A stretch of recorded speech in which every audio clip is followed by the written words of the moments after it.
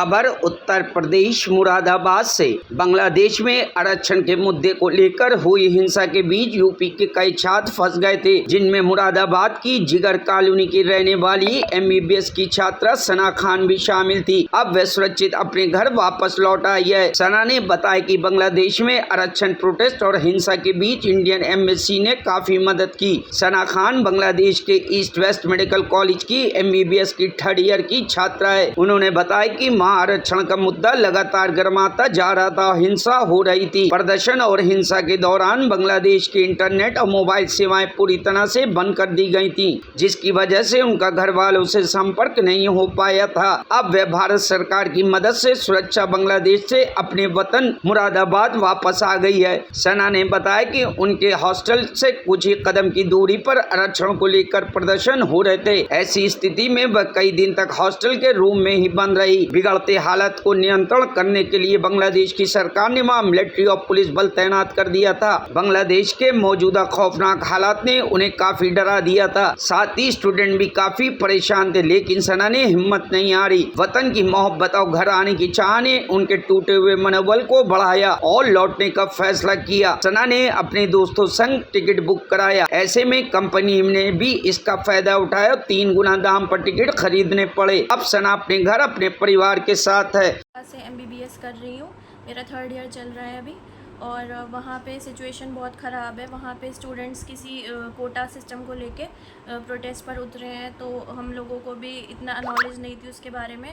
जब हमें न्यूज़ मिली कि स्टूडेंट्स को किल किया जा रहा है वहाँ पे, तो फिर हमें लगा कि शायद सिचुएशन कुछ सीरियस है। फिर 2 दिन बाद वहाँ पे हमारा नेट बंद कर दिया, वाईफाई भी बंद कर दिया। हम लोग घर से बात भी नहीं कर पा रहे थे, घर वाले भी बहुत परेशान थे, वो लोग भी नहीं सो पाते थे, हम भी नहीं सो पाते थे। वहाँ पे हमें डर रहता था कि पता नहीं कब क्या हो जाएगा हॉस्टल में, क्योंकि हमारा मेडिकल कॉलेज है।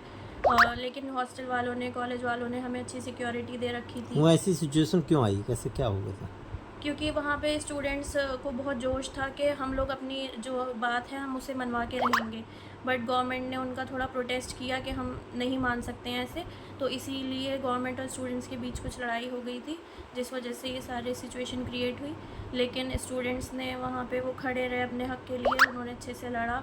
हमारे सारे बैचमेट्स भी उस सब में इन्वॉल्व थे, वो सब भी बहुत अच्छे से प्रोटेस्ट कर रहे थे। लेकिन परेशानी हम लोगों को हो रही थी क्योंकि हम लोग हॉस्टल में रह गए थे। जितने भी बंगाली फ्रेंड्स थे हमारे, वो सब अपने घर जा चुके थे। 1-2 लोग बचे थे। इंडिया के कितने लोग थे वहाँ? इंडिया के हमारे हॉस्टल में 200 हैं लोग, और बॉयज़ हॉस्टल में भी इतने हैं। इंडिया वापसी में आपको क्या क्या दिक्कतें, कोई परेशानी या भारत सरकार से कोई आपको कोई हेल्प मिली हो? हमें इंडियन एम्बेसी ने काफ़ी हेल्प की, वो लोग हमारे टच में थे, हमारे पेरेंट्स के भी टच में थे। इंडियन एम्बेसी से हमें सिक्योरिटी भी प्रोवाइड की है एयरपोर्ट जाते टाइम। उन्होंने बोला जब तुम लोग निकलोगे हमें बस का नंबर देना, हम लोग रास्ते में जितनी भी तुम्हें पुलिस स्टेशंस पड़ेंगे हम उनसे तुम्हारे कांटेक्ट में रहेंगे, और उनकी वजह से हम लोग सेफ़ली एयरपोर्ट पर पहुँचे हैं। वरना एयरपोर्ट तक जाते जाते भी बहुत माहौल ख़राब था। वहाँ पे हमने खुद देखा, कार्स वगैरह सब जली पड़ी थी, और रोड्स पे भी काफ़ी मार्बल्स वगैरह पड़े थे। लड़ाई का पूरा लग रहा था कि यहाँ बहुत ख़तरनाक लड़ाई हुई है, लेकिन एम्बेसी का साथ था, कॉलेज ने भी हमें सिक्योरिटी दी, तो हम लोग सेफली पहुँच गए थे। यहाँ आपको अपने शहर मुरादाबाद में कब आना हुआ, कैसे? मैं अपने शहर में आई हूँ 22 की रात को। अच्छा जी, 22 को मेरी फ़्लाइट थी दोपहर की, तो मैं रात में पहुँची हूँ। तो इसमें भारत सरकार के लिए क्या कहना चाहेंगे आप? भारत सरकार से तो हमारा ऐसा सच कुछ कांटेक्ट नहीं था, लेकिन एम्बेसी ने काफ़ी हेल्प की, क्योंकि उन्हीं का हमारे पास हेल्पलाइन नंबर था, तो वहाँ पे हम उन्हीं को कांटेक्ट कर पा रहे थे। अच्छा, हाँ सर, क्या कहना चाहेंगे आप? कैसे क्या बेटी से आपको कैसे संपर्क रहा, कोई दिक्कतें परेशानियाँ?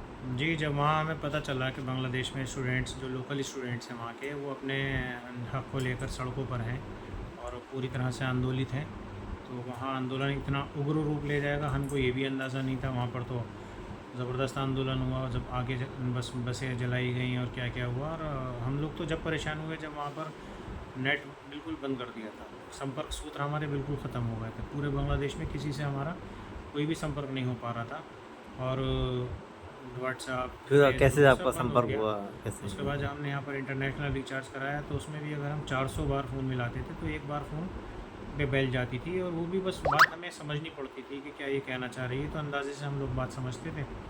तो रात भर हम लोग डिस्टर्ब रहते थे, 4 साढ़े 4 बजे हम लोग सोते थे बात कर आके। लेकिन फिर वो ये हुआ कि अचानक इन लोगों ने बनाया सबने प्रोग्राम, इंडियन एम्बेसी ने, और कॉलेज जो इनका है ईस्ट वेस्ट मेडिकल कॉलेज, उसने इनको सपोर्ट किया और फिर इन्होंने अपने टिकट कराए वहाँ पर। टिकट काफ़ी महंगा रहा। जो इंडियन गवर्नमेंट ने हमें बहुत सपोर्ट किया, इंडियन एम्बेसी ने बहुत सपोर्ट किया और आपकी कॉलेज ने इनके बहुत सपोर्ट किया, लेकिन जो एयरलाइंस थी उन्होंने इसका पूरा फ़ायदा उठाया। उन्होंने बहुत महंगे टिकट बेचे और फिर एयरपोर्ट पे भी जब आना था तो यहाँ की, क्योंकि वहाँ का माहौल ख़राब था, तो एम्बेसी से संपर्क करके कॉलेज ने बाई रोड इनको छुड़वा दिया। वहाँ आर्मी ने, जो वहाँ की लोकल आर्मी थी, उसने भी इनको प्रोटेक्शन दिया। और उसके बाद जब यहाँ आए तो एयरपोर्ट पे इनको 12-13 घंटे वेट करना पड़ा प्लेन के लिए अपने। और फिर प्लेन भी वो जब उड़ा था वहाँ और ज़्यादा ख़तरा हो गया कि हम लोग यहाँ से एयरपोर्ट पहुँच गए इनको रिसीव करने के लिए, लेकिन जब हम वहाँ पहुँचे तो पता ये चला तो कि अब कब जाना होगा उनका? वहाँ जब हम पहुँचे तो हमें पता ये चला कि जिस प्लेन से उनकी टिकट थी, वो प्लेन जैसे ही उसने टेक ऑफ करना चाहा, उसी टाइम वो प्लेन जो है वो बिल्कुल ज़मीन में बैठ गया, उड़ ही नहीं पाया ऊपर। टेक्निकल इशू की वजह से ऐसा हुआ था, जिसकी वजह से पूरा परिवार और ज़्यादा घबरा गया था। लेकिन फिर एयरलाइंस वालों ने, जो 3 बजे की फ़्लाइट थी, उसे फिर उन्होंने और उसको आगे बढ़ाया और 7:30 बजे ये बच्ची जो है वहाँ से इनकी फ़्लाइट ने टेक ऑफ किया। फिर रात को 11 बजे यहाँ पर आई। जब यहाँ पर 11 बजे आ गई तब उसके बाद हम लोगों ने बड़ी राहत की सांस ली। लगभग 5-6 दिन हम लोग अब बराबर स्थिति वहाँ सामान्य है कैसे? वहाँ की स्थिति अब पहले से तो बेटर है। नेट वेट स्टार्ट कर दिया है, वाईफाई स्टार्ट कर दिया है, लेकिन अभी कॉलेज ने 3 हफ्ते की छुट्टी भी कर रखी है। उसके बाद देखते हैं जैसे भी होता है, जाएंगे बच्चे को भेजेंगे। 3 हफ्ते के लिए छुट्टी। अब आप कब जाना चाहेंगे, कब जाएंगे आप? Bureau report, news hub Bharat.